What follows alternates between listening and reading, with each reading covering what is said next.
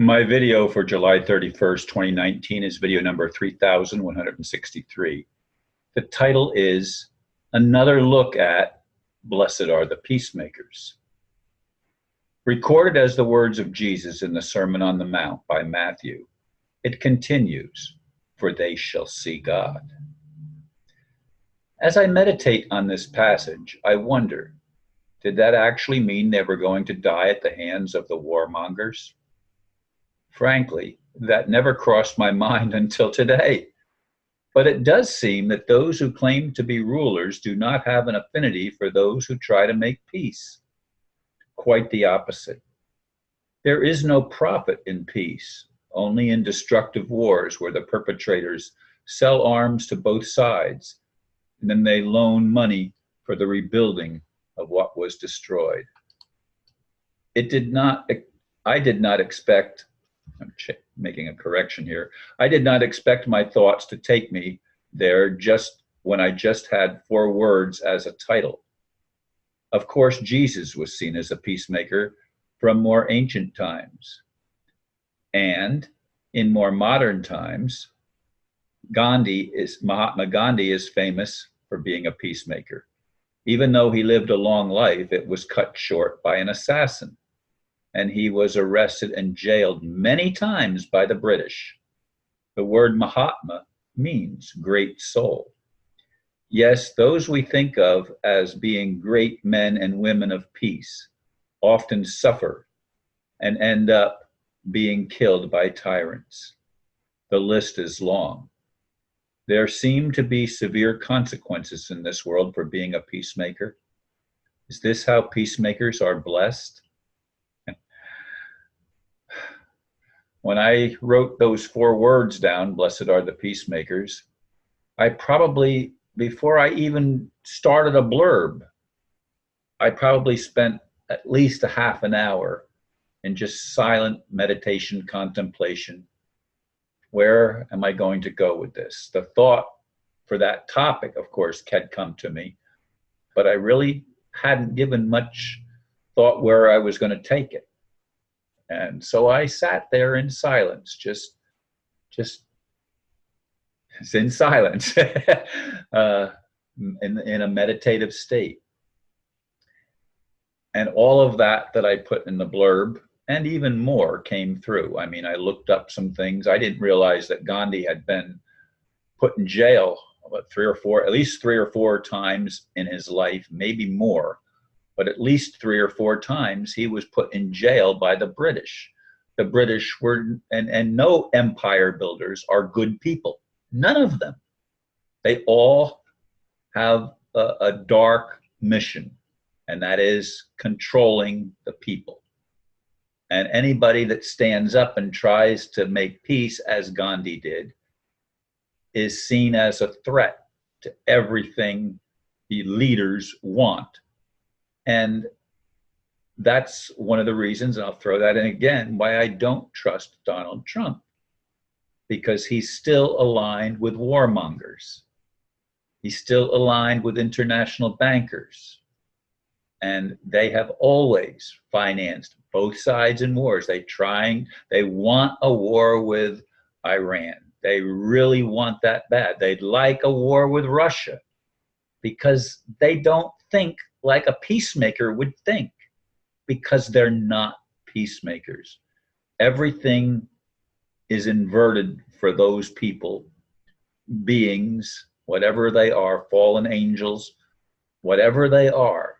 Everything is inverted. What they want is not peace.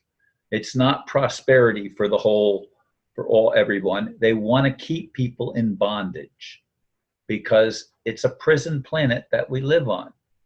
It's a planet where everything has been turned inside out and upside down, and nothing is what is said. People say the right words, but they don't mean them.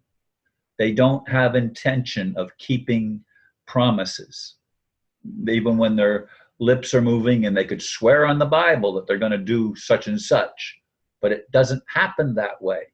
And peacemakers are always cut off.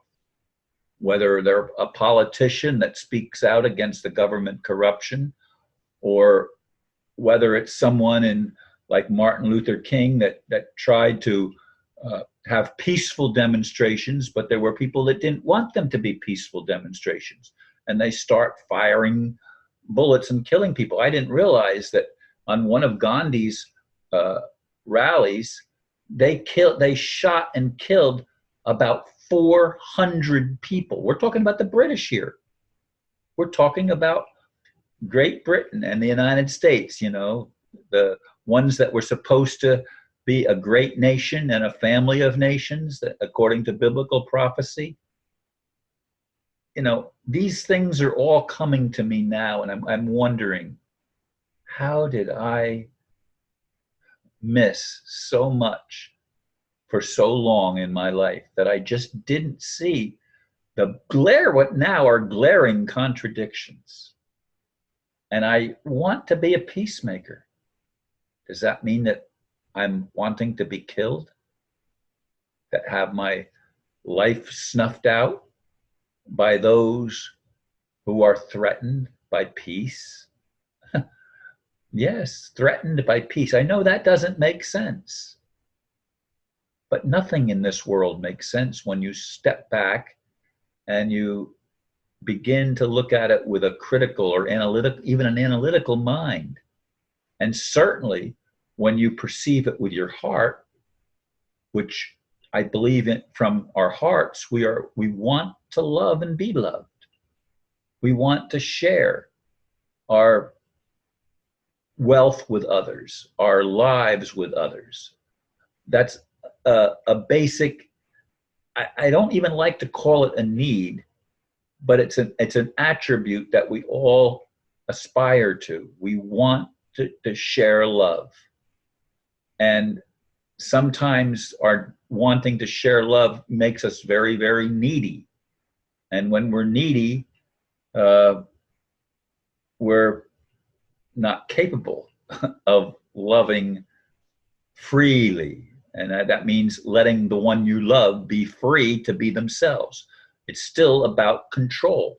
Everything in this world seems to be about control, not about freedom, not about peace, not about the qualities that we claim to want, and yet none of us are actually able to attain the things that we want.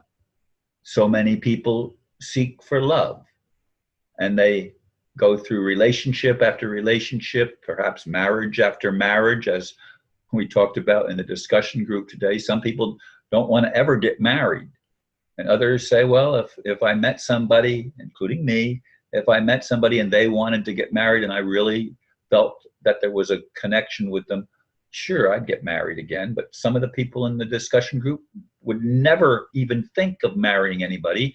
And one person said that I wouldn't want to marry just one person. I'd want to marry at least a couple, preferably another man and another woman. And this was a woman that said this, because from that perspective, polyamory is real love.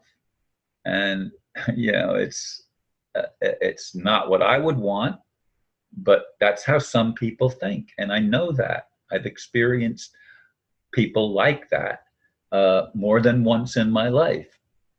So anyway, I don't think peacemakers on this planet that we live on right now in 2019 are blessed at all.